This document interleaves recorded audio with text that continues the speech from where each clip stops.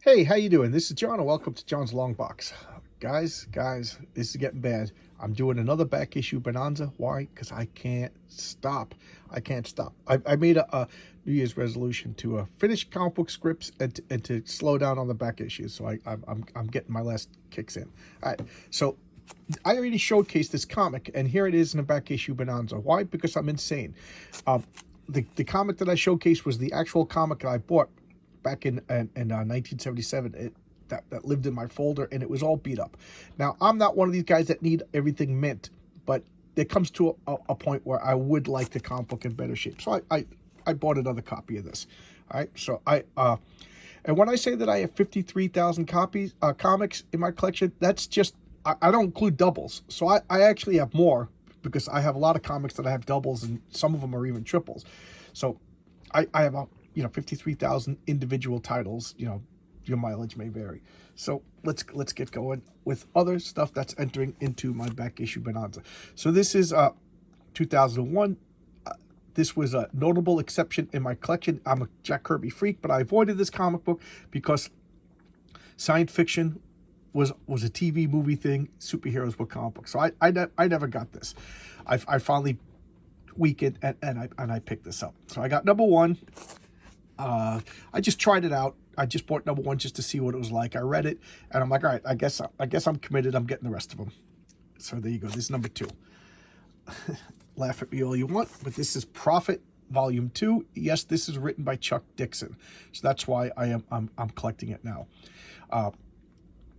What else do you want me to say? I'm a Chuck Dixon fanboy. Look at this cover. I don't know who the artist is, but let's see. Maybe it all pays off. Here's issue number 2. Let's hope it gets good, because Prophet Series 1 made no sense. I had no clue what was going on. It was a one-issue story spread into 5 issues. Literally, Jack Kirby and Jack Kirby and Stan Lee would have told the whole first series of Prophet in one comic. Look at this. This is everything of the 90s. This is 90s comic book encapsulated into one cover. It's not that great. And here we got number 4. Introducing large cast of characters, everybody posing. I think this is the New Men. Believe it or not, the New Men was actually pretty good. The New Men was pretty good. Now here's where you guys are gonna start laughing at me. Femforce Pinup Folio Volume 2. So it's just, like they said in the write-up. I actually read the write-up because it made me laugh, that it's cheesecake but no nudity. So there you go. There you go. Femforce Pinup number 1. I told you, I don't know why, but these AC comics, I'm just kind of like charmed by them. Oh, the lip is maxed out, so I got to change. So here we got Femforce in the House of Horror. So this is obviously a horror edition, horror comic, so it's probably slasher, but the final girl will have superpowers or whatever. This is Femforce out of the asylum. One by one they died, piece by piece their bodies vanished. So I guess this is hard. These are all one shots. And Femforce Night of the Demon. So here's a that looks pretty creepy actually. So who knows what's going on? I didn't read them yet. And here's another AC comic, Soldiers of Freedom.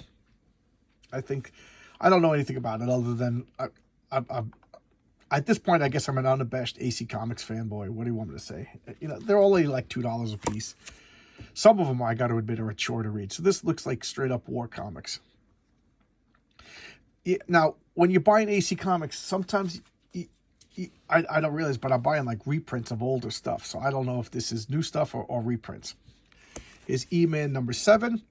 I ordered, I got 1 to 5. So I was looking for 6 to 10.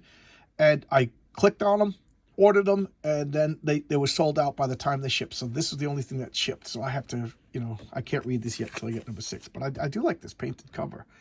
This is pretty cool cover.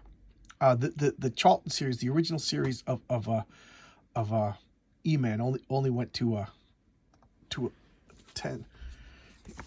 Is Bean World number 19. I ordered a bunch of Bean World. That's becoming in the next back issue bonanza. But this one I bought on eBay, and look how beat up it is. I'm about to complain because the picture didn't show how beat up it was. You know, it was deceptive photographs. So I mean that one I could read, but I don't know. Gotta get a better copy. Yeah, I know everybody's gonna laugh at me, but I'm getting a kick out of these. Bob Hope, The Adventures of Bob Hope, number 12. This was drawn by Winslow Mortimer, who I've become a big fan of. Winslow Mortimer, in comics that you actually probably care about, is the artist for the Spidey Super Stories with the Electric Company. I showcased the Valerie, the original Spider-Girl issue just recently, and I showcased number 1. But look how beat up this is. But the price was cheap, and these are hard to find, believe it or not. You know, I'm sure that's not too difficult for people to understand. But I'm getting a kick out of these. And this is number 11. Oh, the lip. Because of the bags that they're sliding around. So this is Bob Hope. These are more beat up than I like, considering that 1 to 10 are in pretty good shape. These are like my most beat up copies of this, but their price was cheap, and these are hard to find.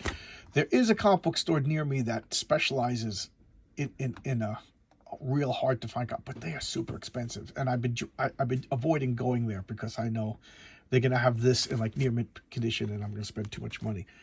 But I like this. And then here we go. You ready?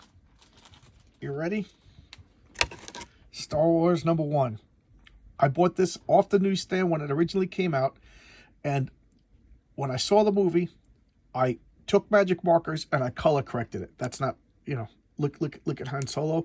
Darth Vader's not green. The lightsabers were different, were the wrong colors. I took magic markers and I color corrected this comic, and then I threw it away. I was so upset that it didn't look like the movie that I threw it away. I'm insane. I'm a crazy person, huh? But this actually came out, if I remember correctly, this came out before the movie, or at least it was in production before the movie was released, and they were working from scripts and stills.